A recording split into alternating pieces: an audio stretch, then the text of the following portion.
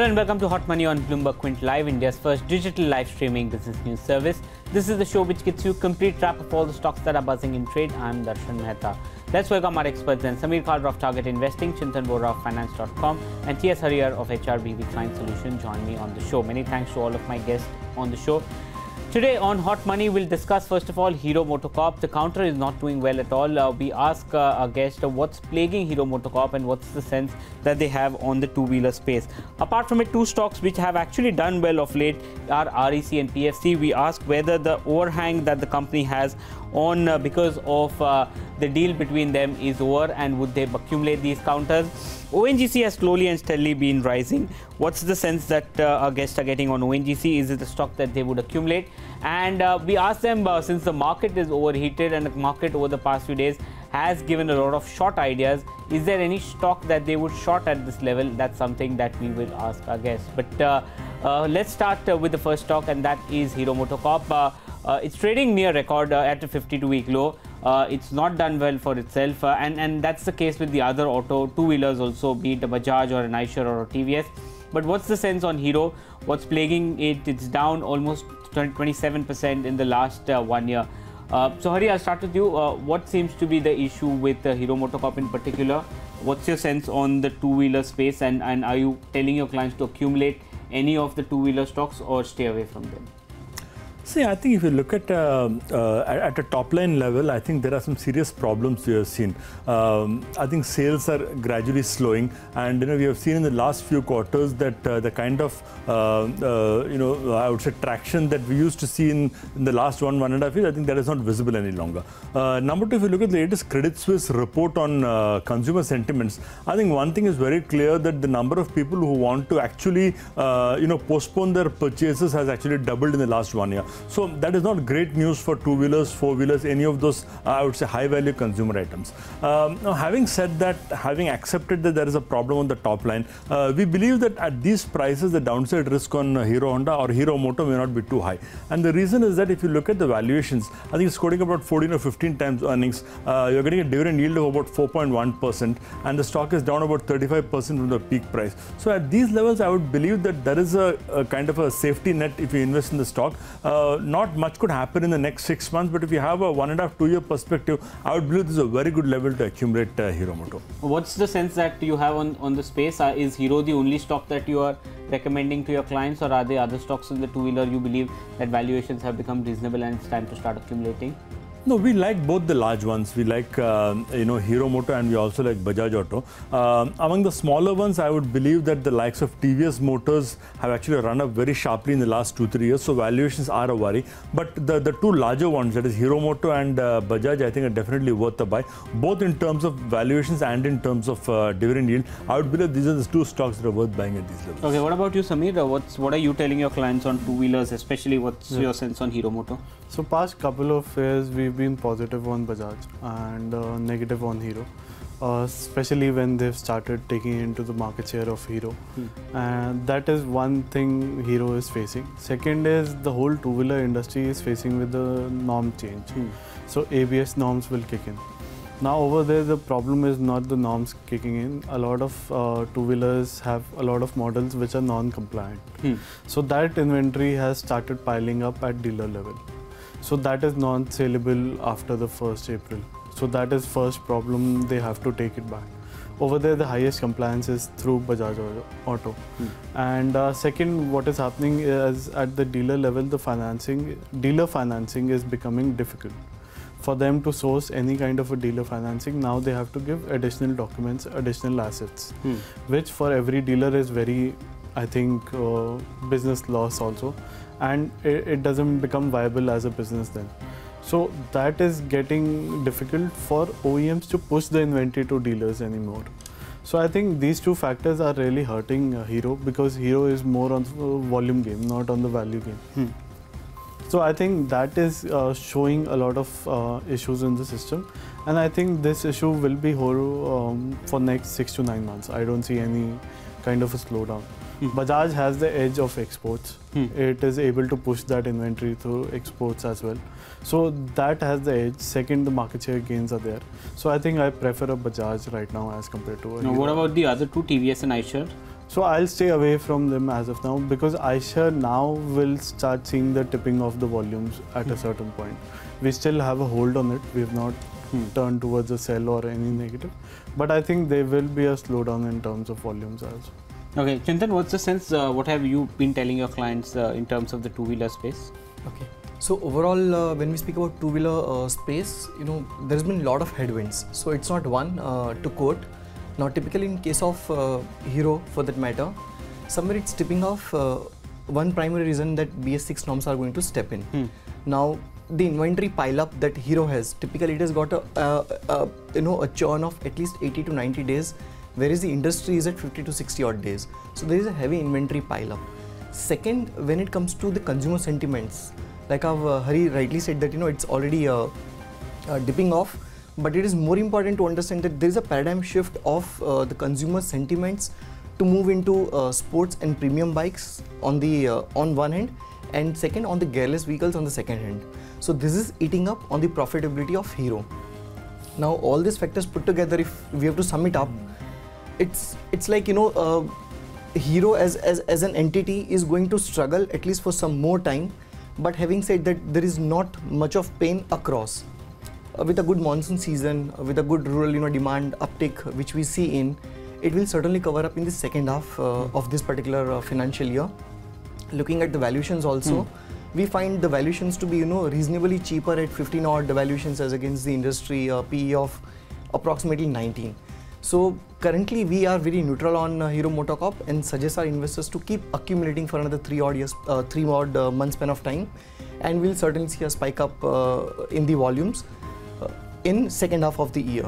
So currently the core issue that we face, that we rather see, is that because of all this uncertainty on the stock, one, the production will be at halt to a certain extent, because of which the volumes are expected to dry up, the exports are expected to dry up, and coupled with heavy discounts which will have to be given to keep up with the margin deficit, Hero will certainly stem up for another 2 to 3 odd months span of time. But having said, it's still a good time to accumulate the entire. But is Bajaj also facing similar issues, or they are rather neutral from all these issues, or what's the sense you're getting? Okay, so not all the issues that Hero MotoCorp has to face is certainly faced by Bajaj for two different channels. One is the distribution model of Bajaj, and second, its category into premium bikes and even the sports bikes as a category, and rightly identified that they have got an edge on the exports. So not all the headwinds are faced by Bajaj, and that's where you see a visible difference of alpha that Bajaj has created over Hero MotoCorp in last 1 year span of time. Okay, so that's the sense that we're getting in at this point of time on the two-wheeler space. The next two stocks we want to discuss are the stocks which have been doing rather well for themselves. Obviously, they've corrected significantly from the highs, but of late, yesterday, both PFC and REC managed to move up. A couple of reasons: that the entire deal of PFC buying out REC is complete, so the government got its money, and again, there is this pending CPFC issue that is there, in which there could be buying from the open market. But are troubles over for PFC? REC is the worst over? That's something that we ask. Samir, what's the sense on these two counters? Stay away, or are valuations and the price points decent for an entry? So I think the CPSC phenomena played out much better than the doing of the deal. I think that kind of a oversubscription really motivated all these stocks which were in those lists. But if you see the whole system and the business which they are running, now it overhangs on the Supreme Court decision. If the Feb 12th circular decision is in the favor of RBI, then they have to start taking that hit. They cannot postpone any longer, and power assets are the main assets involved in that. And I think over there, that's the main overhang for me. The deal wasn't that kind of a big overhang. These are the bounces which come because of certain reasons, but I would rather stay on a hold if I have it, and see for the decision of the Supreme Court, or I'll sell at these prices. What about the fundamentals? Are the fundamentals and valuations, apart from this is a risk that is external, but on company specific, are the fundamentals viable? Are the valuations reasonable for these two counters? So if you see the fundamentals, a lot of debt and a lot of risk has shifted to state budgets now. So incrementally the business goes very limited. Because any which way now you have two options, either to give more money to thermal capacities which are slowing down in addition, or you give it to non-thermal, which one are the renewable ones. The renewable ones don't have that kind of IRR to exist for that 20 years because the rates are so low right now. So I don't see the feasibility of next 2 to 3 years, that kind of optimism coming in. So I see valuations kind of pumped up as of now because of certain technical points which happened. But I think I will wait for the Supreme Court decision to come out. Okay, what about you, Chintan? What's the sense that you tell your clients to do on these two stocks? See, at this point in time, the infusion which is made by PFC, now to understand this entire, action that has happened, PFC has got a supreme edge in terms of management, whereas REC has got a very good decentralized distribution system. But having said that, 14,500 odd crores pumped into this particular deal might not be justified. Two entities put together manage close to probably 5.6 lakhs crore kind of an asset, and that's a huge base. Moreover, the concern looms over the huge debt that is getting piled up by REC. Last 1 year, we have seen an increase of approximately 18% in the debt itself. And moreover, these two happening to be Navratnas, they've got their own style of management. Now with the formation of this particular venture, there are some hiccups that the organization will have to digest. Sure. And this is going to take another probably 6 odd months span of time. When we talk about a competition, there is probably nil into this particular space when the two giants join hands together. So having said this, we suggest that for another 6 odd months span of time, there has to be a wait and watch kind of a scenario, and our stance on PFC and REC both is very neutral at this point. It's neutral at this point of time. Just a sense on this deal, you think it was a good deal or a bad deal, PFC buying Vora? Okay, now as I say, it is a very strategic kind of a deal with very less insider information available at this point in time. Very difficult to identify whether the deal was right or wrong. Only on the hindsight we get to identify that how the synergies will take place in terms of a good management and efficient distribution system. Okay, and Samir, before I move to Hari, what your sense on the deal that happened? Was it good, or what did you make of it? So I think in the overall sense of it, even Ministry of Power was against this kind of a structure because PFC doesn't have the expertise on the ground to manage the REC kind of a financing. So I think over there is a mix. Operational issues will be there in the short term. But let's see how it turns out. Okay, Hari, what have you told your clients on PFC and REC? Obviously, you must be getting queries since both of them have run up of late. No, we were actually a little positive till probably about 2-3 months back, largely because there was this dividend yield story that was going favorable for both the stocks. But we have a certain problem with most of this what I call the cash-rich PSU companies, because we believe that at some point the government is going to come in and ask them to become the suckers as far as the divestment program is concerned. I think that's what has happened in case of PFC. We saw that in ONGC being forced to take over HPCL. Now PFC is being asked to take over REC.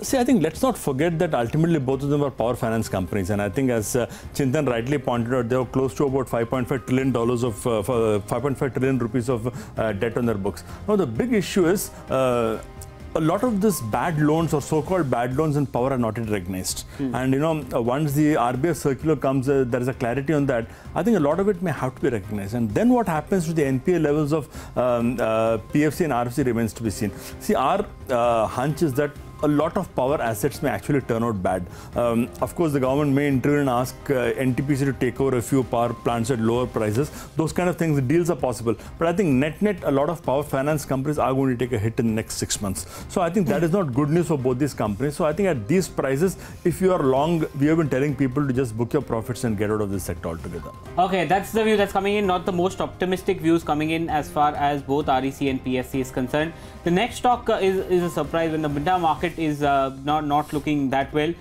Oil and gas stocks have been doing well. ONGC has been doing well. In fact, if you look at the oil and gas space, it's one of the cheapest stocks that you have. It hasn't done well for the past 12 months. But the last 3 months, there seems to be some bit of activity that's happening. What's the sense on ONGC, and is it a stock that you would accumulate, or is it a stock that you would avoid? That's the view. Chintan, ONGC, A lot of people don't put money into PSUs, that's a fact, but are you of that opinion also? What's your view? No, certainly not. At this point in time, when we speak about ONGC, our view both fundamentally and technically tends to be strong in terms of accumulating ONGC. Now, a couple of reasons to this. Being a giant, for last 3 years, if you see the top line, it's been doing consistently good. Quarter on quarter, the stock is, the counter has already given the volume upside of almost 20% and surprisingly 64% is the kind of a profitability that it has shown for the same kind of a period, which is phenomenally good. Moreover, in this financial year itself, there are 11 exploratory identifications which they've already made. So all these discoveries will take at least another 2 odd years span of time to pump into the capacity of the production to ONGC. And moreover, when we look at the counter, valuation wise, it is very cheap, trading at 0.98 of its book value, virtually a debt free kind of an organization, and a dividend yield which is really good at probably 4.5% kind of an yield. So having said all these particular factors, it will be wise for an investor to keep accumulating ONGC as a stock. Moreover, when you couple it up with the gas production it is making, it's already up by 7 to 8 odd %, and the prices of the gas is consistently going up, the natural gas price. So this will add to further revenue bucket of ONGC. So being little defensive a counter, it is a good time and a balancing act in the entire portfolio. Okay, that's the view that's coming in on ONGC. But just a follow-up question, what seems to be plaguing ONGC? Because it's been doing well of late, but over the past few years it has been, was it only the HPCL deal that was keeping the counter down? Okay. Or have fundamentals changed? No, one of the factors could be HPCL deal, but when it comes to the pricing of the stock, there are multiple factors which were playing critical role, and one of them critical was HPCL deal, other being the pressure on the refining margins, right? So when there is less of uptick in the demand, and that's where, and moreover you look at the entire shift that is happening, most energy is getting translated into natural sources of energies, and probably the crude might underplay over a period of time, and that's why there's a lot of more capex which is getting deployed by ONGC. Now this is one of the other factors which is keeping pressure on the entire counter. Okay, that's the view. Hari, what's the sense on ONGC? Is that something that you're recommending to your clients? No, we actually are staying off all kinds of extraction companies, and see a couple of reasons. Number one, I think Chintan rightly said about the HPCL deal. See, the whole worry that a lot of investors, and I've been talking to some of these foreign investors, and their only worry is, see, let's say if the ONGC price goes up from 150 to 170, and that adds about 25,000 crores to the market cap of the company, the first thing the government is do is come and swipe that market cap out, either as a special dividend or as a buyback, or as some kind of unnecessary acquisition. So, investors are just not interested in buying and jacking up the value of ONGC at all. So, I think it is going to be very, very difficult to find people to buy this stock at higher levels. Number two, and a more fundamental issue is, I think, the price of crude. While we like certain oil companies like IOC and BPCL mainly for the, GRMs which we expect to improve in the next couple of quarters, I think ONGC is more of a play on crude price. And we think crude price is going to be capped as long as there are two threats. One, shale supply, and two is the global economic slowdown. And we have been seeing in the last few days that 68.5 has been a major resistance as far as the Brent crude is concerned. So we believe that breaking above that level is going to be very, very difficult, and unless that happens, I don't think there is any immediate upside as far as ONGC is concerned. So we would typically stay off, and we would suggest that if you want to buy oil, get out of ONGC and get into some of these downstream companies like IO or BPCL. Okay, that's the view that's coming in on ONGC. And Samir, what's your sense on ONGC? So we've been holding for a year and a half now. So I'm optimistic on the crude prices. So that really doesn't help the Indian economy. So we have a target of 80-85 by July or August. Two reasons. One is the Venezuela sanctions are already hitting the physical supply to even India. Second, the Iran waivers come off in April, so May onwards. Third, if this China-US deal, which is more likely to happen by April end or May, I think that will boost up the prices on the speculation end of it. So these three things will happen. And what happens with the ONGC, whenever the crude prices go up, there's always a fear between the investors that subsidy will start hitting them. So even if you see in 2014, $110 per barrel kind of a crude, 35,000 crores kind of subsidy was being paid by ONGC, and still the stock went from 170 to 240 after the subsidy and all these issues were gotten out. So it's a longer wait. It might pan out in the next 6 months or 12 months. But I feel that this is one of the like a suppressed stock price as of now, where the fundamentals are strong. The gas prices now have risen and made them break even on the gas prices for the first time since they have started doing this. So even further, if the gas prices go 5-10%, that straight away comes to their profitability. So I think this really pushes up their cash flow. And as far as the HPCL deal was concerned, the debt which they have raised, there was speculation that they'll have to sell every stake which they had. But they didn't sell out any stake in GAIL or other PSUs which they had, and they are still able to repay that debt very quickly because of the gas prices and crude prices they are getting. So I think over there that will be the beneficial, and as soon as maybe next 6 to 9 months when that debt is repaid, the valuations will come.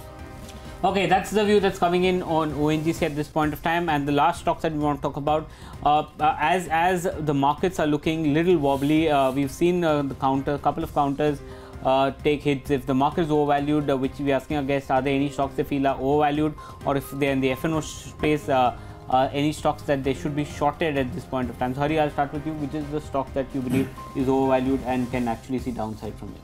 I think clearly ZTV, that stock to me seems to be awfully overvalued. A couple of reasons. I think over the last few years, Z has accumulated a lot of debt, infra debt and other things which are actually bad. Whatever they may say, the debt is bad. And at some point, the management needs to come out and say that, okay, there is so much of debt and we don't have money. Now the question is, now what happens? See, I think this is what I call the second phase of NCLT. The first phase of NCLT was when you did all these steel companies which had assets so you could sell something. Now what do you sell in Z? What do you sell in Jet? What do you sell in Kingfisher? There is nothing to sell.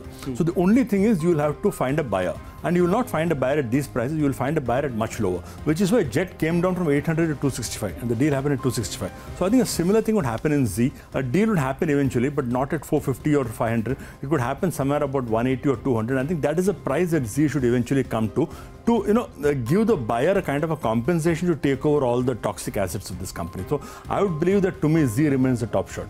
Okay, but Z on this part has a lot of assets. In terms of the largest media company, it has a lot of channels.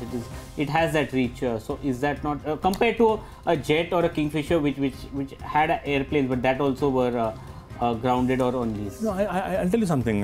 What happens in most of these cases of these so-called intangible asset companies is on the ground you have nothing. Okay, you have rights, you have let's say you have satellite rights, you have broadcasting rights. But the day your company shuts down, there is no value for these rights. So which is what happened to Kingfisher. So I pledged my brand, I pledged my copyrights, I pledged my goodwill, and when the company stopped flying planes, all this is worth nothing. So that is a problem most of these non-physical asset companies have. And I think we face that in Jet and we are going to face that in Z also. So I would be very, very negative on this stock. Okay, Samir, I believe you also are negative on Z. Yeah. What's your rationale? My rationale is very simple. Right now you are going for a stake sale, right? When the stock price came back to 450, 445, we saw even promoters selling out in the open market as well. So that is not stopping even after the pledge and everything has come out. Second of all, the industry itself is facing a big regulation change. So that pay per channel kind of a situation has resulted in a lot of chaos in the media industry. Even if you see a lot of ratings which are not being disclosed to non-subscribers as yet, there have been a lot of shifts in the channel ratings and the viewerships. So that will hit their subscription first and then hit the advertising. Because now advertisers have more power over these networks than earlier were the phase where these networks had power over advertisers.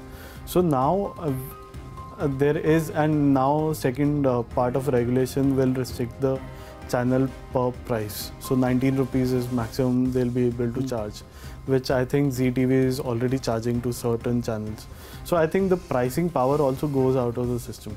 So I don't see any motive for an investor to come in at this point of price.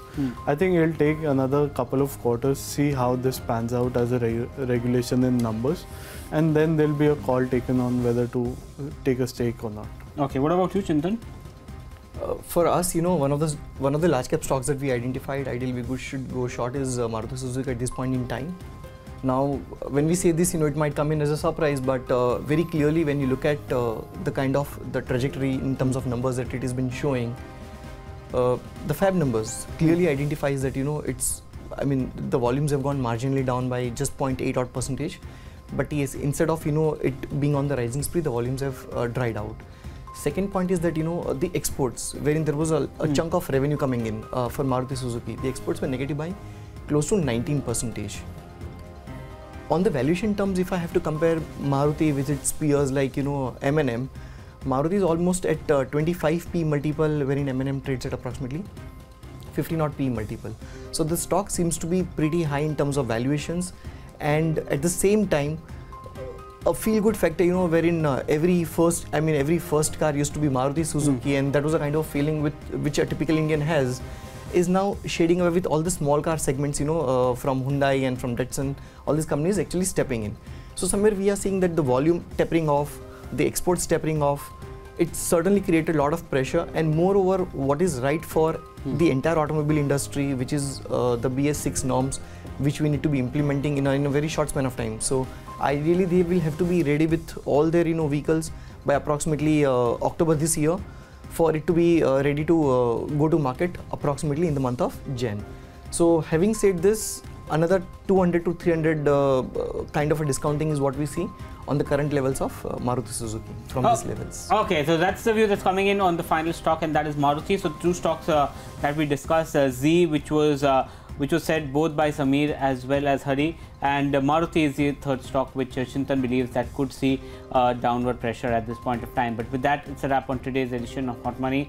Many thanks to all of my guests. Hari, thank you so much for coming in. Samir, Chintan, thank you so much for coming in. Ask BQ comes up next. Stay tuned to Bloomberg.